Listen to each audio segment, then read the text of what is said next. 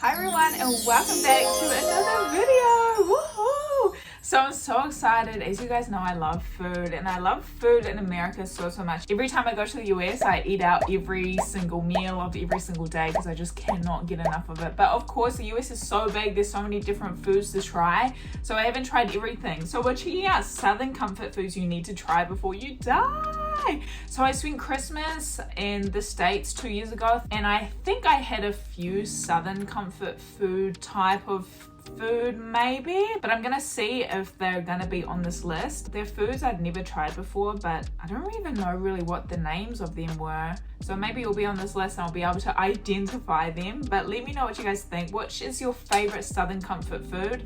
Please let me know so I can try it next time I go to the States. By the way, you guys, the full original video is not going to be on this video. So if you want to see the full video with all the information on it, go check out the original video, which I will link down below and give them some support because the full video is not going to be on this video. Okay, because this is mostly just a commentary video. So let's get into it, you guys. If you've ever lived in the American South, you'll know that the food down there has its own unique identity, and it's absolutely delicious too. If you haven't tried these, well, bless your heart. These are the Southern comfort foods you absolutely need to try. One of the most popular dishes to have come out of New Orleans are beignets. These airy treats are made with usually square pieces of yeast dough that are fried in hot oil until they puff up. They're then generously dusted. These so remind me of like funnel cake vibes. I've had funnel cake once in my life. It was at an elementary school festival and I'm pretty sure the parent who was making them was American, and that was the only time I've ever had funnel cake and it was just the best. Like, I think about it all the time. So this is giving me very much funnel cake vibes, but could be wrong. So let me know if this tastes similar to funnel cake, because if it is, I want to try it. I think it looks good regardless anyway, because the powdered sugar, the powdered sugar and the high fat content of anything gets me going, hunty, gets me going.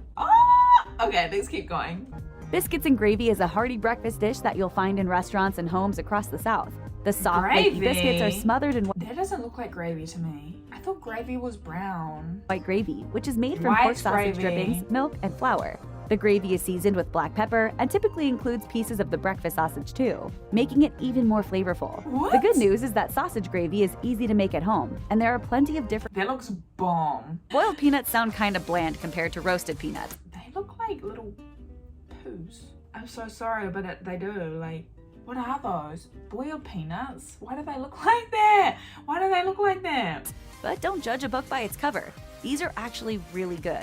They're made by taking raw peanuts and boiling them for hours in salty water over a fire until the shells turn soggy. These peanuts are then sold at roadside stands all over the South, where residents and tourists alike enjoy them, often with bottles of Coke or sweet tea. For what it's worth, it's usually best to munch on boiled peanuts outdoors, so you can easily spit out their soggy shells, because it's nearly impossible to crack them open with your hands.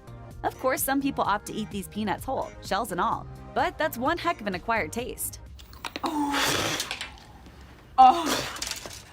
I thought that was real, but it's a TV show. For centuries, people have been making use of their stale bread by creating their own kinds of bread pudding. Often made with bread, cream, eggs, sugar, spices, and raisins, modern bread pudding is the heartiest of comfort foods and should do wonders for warming you up on a cold and dreary day. So how do you make bread pudding even better? Just add bourbon. In the South, people often add a few dashes of bourbon to a number of different recipes, and bread pudding is one of them. Over the warm bread pudding right before serving. Brunswick stew is a hearty tomato-based stew that's hugely popular in the South. It typically features lima beans, corn, and other vegetables, along with some sort of meat. The base includes barbecue sauce and a little hot sauce for some heat too. Really Early versions of the stew use squirrel meat, but if you're not brave enough to keep it authentic, you can always substitute the squirrel with rabbit, chicken, or just about anything else. Virginians claim the stew originated in their Brunswick County, while Georgians will tell you it was first made in the city of Brunswick, Georgia. Wherever it came from, however, it's a truly delicious— Classic people fighting over where it originated, eh? That happens between New Zealand and Australia all the time with different things like the pavlova and a New Zealand dessert, baby. But Australians will call it an Australian dessert, but it so came from New Zealand anyways. For food that'll easily take the chill out of a wintry day. Grab some cornbread, or a loaf of any crusty bread for that matter, to sop up all the Southern goodness. That looks so good. Fried catfish is a simple dish that's available at most restaurants that serve fish in the South. And the good news is that catfish is pretty good for you, since it's high in omega-3 fatty acids and low in mercury. If you can't find it at a restaurant near you, however, your grocery store may offer farmed catfish, which is also typically clean and nutritious. Catfish is easy enough to prepare. Dip it in milk, dredge it in seasoned cornmeal, and fry it in hot oil. It only takes a few minutes to get it golden brown on the outside and beautifully flaky on the inside. Comforting meal, there's nothing like a bowl of chicken and dumplings. If you aren't in the South, where you can find them at most sit-down restaurants, you can try making these at home by dropping biscuit dough into cooking soup. And though they aren't difficult to make, dumplings are a kind of art form, and they can take some time to perfect. You don't want your dumplings undercooked and wet inside, but you also don't want them so overcooked that they start falling apart in the broth. Stick them with a toothpick, and if it comes out clean, you're good to go. It's like, reminds me of Chicken fried steak, or something. sometimes called country fried steak, is made from a tenderized cube steak which is battered like fried chicken, pan-fried and topped with white gravy. While you can find chicken fried steak in an array of southern states, it's most closely associated with Texas. And as with most things, it's always bigger in Texas too. In fact, at Lulu's Cafe in San Antonio, you can find a 21-ounce version of this dish. And it's not a coincidence that Lulu's is also home to the famous 3-pound cinnamon roll too. That's just how they roll down there, as it were. Holy bejeebus. For your next Super Bowl party, why not forego the wings and serve up a batch of southern fried chicken gizzards instead? Believe it or not, your guests might thank you for it. Okay, so you probably don't want to think too much about what a gizzard is, but that'll be easy enough to do once you realize how good it tastes. Wait, what's a gizzard? You can cook gizzards in a number of ways, but it's best to boil them first and then coat them before deep frying. Throw in a little hot sauce, and soon you won't be able to get enough of these tender little morsels. Chicken pot pie is an iconic Southern comfort food that, when done right, simply can't be beaten. And done right doesn't mean grabbing a pie from your grocer's freezer section. A flaky golden brown homemade crust is essential for this Southern specialty. Inside, the chicken needs to be moist and plentiful. The vegetables must be neither too firm nor too mushy, and the gravy creamy but not goopy. But once you land on just the right method, you'll never want to cook anything else. Ambrosia didn't actually originate in the South, but you'll still find it at plenty of Southern potlucks. This variety of fruit salad typically contains mandarin oranges, mini marshmallows, pineapple chunks, and shredded coconut mixed with some sort of dairy ingredient. Some people use mayonnaise, while others use cream cheese, plain yogurt, or whipped cream. You might also find some potluckers add in bananas, cherries, and nuts too. Because why the heck not, right? Think of it like a banana split without the ice cream. And then maybe throw in some ice cream anyway. If you live north of... Yeah, nah, I don't think I like that, I'd rather have the fruit by itself or something else, you know? The Mason-Dixon line, you've probably never experienced chitlins before, and you are most definitely missing out. Chitlins are made from the large intestines of a hog, and they need to be carefully cleaned and prepared before cooking, for obvious reasons. Typically, the intestines are soaked in baking soda and water, rinsed several times, turned inside out, and cleaned by hand before being boiled for several hours. And just in case you're doing this at home, be warned. Chitlins smell truly disgusting while they are boiling, so put some onion and lemon in the water to tone down the odor. After they are boiled, batter and deep fry them. Then serve them up with a little hot sauce. I'll try it. Though Pennsylvania has its own version of chow chow, it's actually completely different from the Southern variety. In the South, chow chow is a cabbage-based type of pickled relish that incorporates onions, peppers, tomatoes, and a whole lot of seasoning. This stuff is often used as a topping for hot dogs and hamburgers, but you could also use it to top your cornbread, fish cakes, beans, and even your mashed potatoes. In fact, you can put it on just about anything. It'll taste great no matter what. Collard greens are a leafy green vegetable, not completely unlike turnip or mustard greens, I like it. and are most often associated with soul food. They can be bitter and tough if not cooked properly. But if they're done right, then they'll make the perfect side dish to any Southern meal. I love collard After washing them well, chop the leaves into inch-long pieces, then simmer them in water. People often throw a ham bone into the pot, along with garlic and onion for a little extra flavor. That looks great. But one of the best additions to collard greens has got to be bacon. You can never go wrong with bacon. Red-eye gravy is made with the grease and drippings of pan-fried ham and black coffee. And yeah, okay, that might sound kind of gross, but this stuff really is amazing. The coffee is first used to deglaze the pan, but is then combined with the grease on a 1-to-1 ratio, resulting in a highly unusual yet genuinely delicious gravy. You can pour the simple I do like coffee. Gravy over your ham, potatoes, rice, or grits, but many folk choose to simply sop it up with biscuits. Crawfish, crayfish, crawdads, or mudbugs, whatever you call them in your neck of the woods, these freshwater crustaceans are some of the tastiest seafood out there. Of course, you can eat crawfish meat dipped in drawn butter, just like you would with lobster, but if you ever find yourself in the Cajun areas of Louisiana, do yourself a favor and seek out crawfish etouffee. This is when crawfish meat in a spicy roux is poured over rice for an amazing dish with a seriously deep flavor. I can vibe As simple as it sounds, you don't want to make fried chicken and waffles at home. Instead, hop on over to one of the South's many awesome waffle establishments or diners, the places that really get it right. If you haven't experienced chicken and waffles before, it might seem like an unusual combination. I tried chicken and waffles once, but I don't think it was made very well, so I definitely have to give it another shot, you know? But it really does work. Crispy on the outside and juicy on the inside, perfectly seasoned fried chicken makes a heavenly partner for a plate of buttery waffles. Hot sauce this is also an incredibly versatile dish and should work great for breakfast, lunch, dinner, or late night snack. There's so many different Fried green variations. tomatoes is a simple southern side dish that packs a big punch. The key when making fried green tomatoes is to avoid them turning into a soft, soggy mess. Tomatoes? Check your unripened tomatoes. What the heck is this? I've never been so shocked in my whole life. Unripe tomatoes? I don't think I've ever actually seen something like this. I've never seen a green tomato before, like an unripe one that's been chopped. What? Isn't that bad for you? Isn't it bad to eat unripe fruit? Because tomato is technically a fruit, ain't it? Tomatoes are suitably firm, then cut them into 3/8 to half-inch slices and soak them for an hour in a mixture of buttermilk and hot sauce.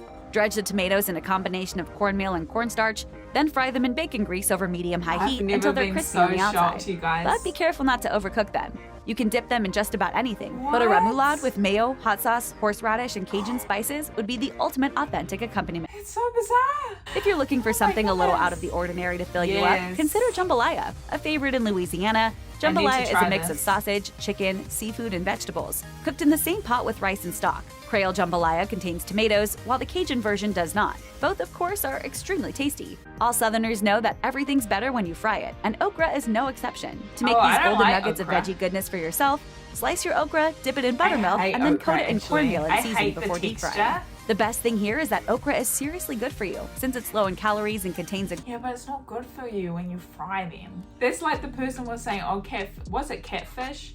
That's really good for you. Sure, but you're frying it, so I feel like it kind of negates the healthiness. The hot brown sandwich originated at the restaurant in the Brown Hotel in Louisville, Kentucky in the 1920s, and it's still served there today. The hot brown is traditionally an open-faced turkey sandwich with tomatoes, covered in Mornay sauce, which is baked, topped with bacon, and then broiled. Damn. Some people say it was originally created with peaches rather than tomatoes. Others swear it's a great hangover cure. Pretty much everyone agrees, however, that it's a genuine, bona fide, once-in-a-lifetime sandwich. Oh my goodness gracious. If you've ever eaten at Long John Silver's, you've probably had their hush puppies. But the ones you can get at a southern restaurant or fish fry are a heck of a lot better than the Long John variety. Hush puppies are basically balls of fried cornmeal batter that are often served alongside fried fish or shrimp. Though hush puppies aren't exactly complex, they're kind of like potato chips, in that it's virtually impossible to eat just one. Southern pecan pie made with a splash of high-quality bourbon is hard to beat. Yum. If you don't have a restaurant in your area that makes a killer pecan pie, though, I've never had it with bourbon, but I've tried pecan pie once before. I think it was here in New Zealand. It was so good, but I'm yet to try one that's in the US. So I'm sure the ones in the US are even better because New Zealand isn't big on like dessert pies at all. I can't remember where I tried it. It was so good though. It's not too difficult to make at home. However, you'll want to experiment with the amounts of corn syrup, brown sugar, and bourbon you're using until you find just the right combination. And sure, you might end up having to bake a load of pies to get it right, but who's gonna complain about that? If you aren't from the South, then there's a chance you aren't too familiar with pimento cheese. Basically, pimento cheese is a mixture of cheese mixed with mayo and pimento peppers. It can be spread on crackers, stuffed into celery, and scooped onto chips. Some people add it to scrambled eggs or grits, while others use it as a relish for brats, burgers, and hot dogs. In Louisiana, they spice it up by adding hot sauce or cayenne pepper into the mix. But the possibilities for pimento cheese are endless, and once you start incorporating it into your recipes, you're never going to want to stop.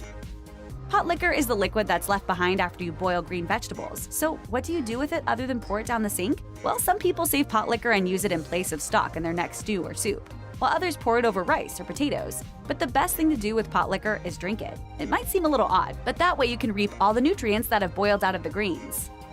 Wait, isn't it? Oh, it's water, not oil. First thing I thought was oil. I was like, oh, I don't think that's very good for you. But I think it was water. Beans and rice is a staple dish in Louisiana Creole cuisine. Traditionally, families took the ham hocks, bones, vegetables, and beans that were left over from Sunday dinner and used them to create a scrumptious dish of spicy beans that were served with rice the next day. Cayenne pepper, Tabasco sauce, and other seasonings can turn up the heat on this hearty meal, while some people like to add in sausage or other meats. Here's a tip though. If you boil bones to make a broth for the base, you'll get exactly the flavor you want without having to add anything else. Gumbo is sometimes confused with jambalaya, but it's not the same thing at all. The key difference is that with jambalaya, the rice is cooked with the rest of the ingredients.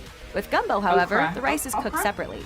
Gumbo is a stew created with a strong, robust stock, sausage, shrimp, other shellfish, and the holy trinity of vegetables: bell peppers, celery, and onions. The most important aspect of home cooking a great gumbo is perfecting the roux that's used as its base. Or you could just head down to New Orleans and get someone to make it for you. Your call.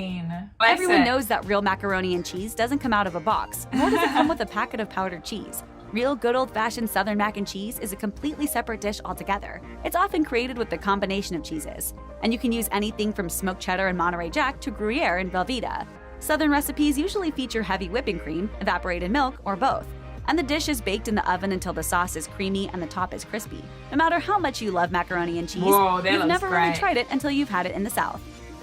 You might have seen sweet potato casserole at Thanksgiving dinner and passed it by, but it's time to stop sleeping on this delicious dish.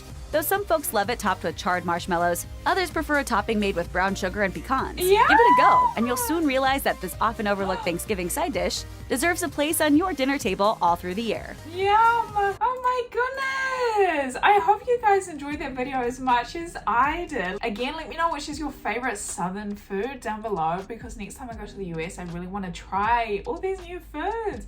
They all look amazing. Well, actually, I can't say all, because a few of them was a bit like, I don't know about that, but a lot of them I found looked absolutely amazing. I love how the South adds a lot of like hot sauce to things. I love hot sauce a lot, so very, very interesting. Next time I go to the States, you already know I'm gonna be trying all this stuff. Even just trying it just one time, like just because I'm like, oh, I don't know about that, doesn't mean I wouldn't try it. I definitely love trying things at least once, and you never know, maybe I'll end up liking it. You know what I mean?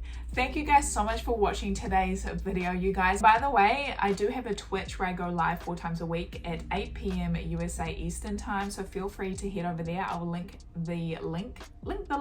I'll put the link down below. And if you want to go see the full video of what we just watched, click the link down below. The original video is down below. Thank you guys so much for watching with me today, and I'll see you all in my next video. Bye guys.